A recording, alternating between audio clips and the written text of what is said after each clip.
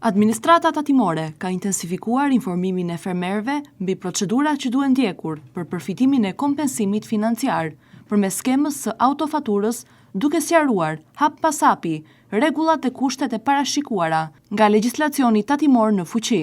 Qëllimi i kësaj skeme është lehtësimi i barës fiskale për prodhuesit buqësor, të cilët hasin vështirësi në zbatimin e regjimit normal të TVSH-s. Sipas Drejtorisë së Përgjithshme të Tatimeve, prodhues buqësor konsiderohet çdo fermer që ushtron veprimtari në rritjen e kafshëve apo në prodhimin e produkteve buqësore dhe blegtorale. Skema e kompensimit zbatohet vetëm për ata fermer të cilët furnizojnë me produkte ose shërbime subjekte të regjistruara për TVSH, si grumbullues, përpunues të produkteve buqësore apo njësi agroturizmi të certifikuara, të cilat nuk përfitojnë vetë nga kjo skem. Procesi i kompensimit realizohet përmes autofaturës, një dokument tatimor që lëshohet nga blerësi regjistruar për TVSH në emër dhe për llogaritë të prodhuesit buqësor.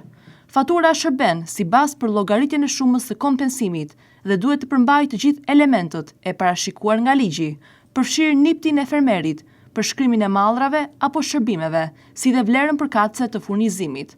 Administrata tatimore sqaroi se për të përfituar nga kjo skem, qarkullimi vjetor i fermerit nuk duhet të tejkalojë kufirin minimal të regjistrimit për TVSH.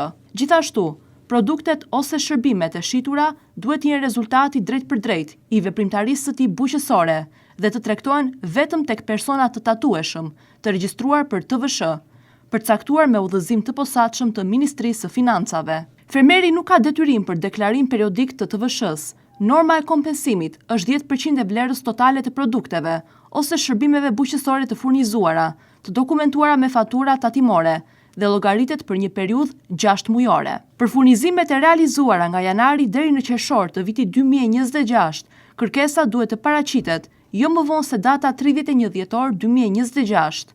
Kërkesa për përfitimin e kompensimit paraqitet çdo 6 muaj dhe dorëzohet pranë administratës tatimore në mënyrë elektronike ose përmes shërbimit postar.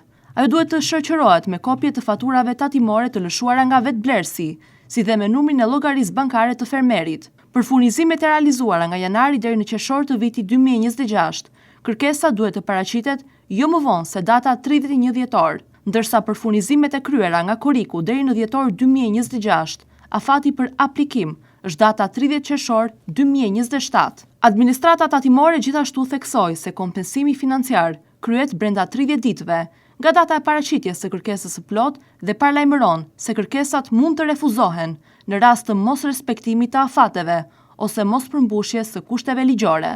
Në këtë kuadër, fermerët ftohen të informohen vetëm nga burime zyrtare dhe të tregojnë kujdes në plotësimin e dokumentacionit për të shmangur gabimet dhe penalitetet.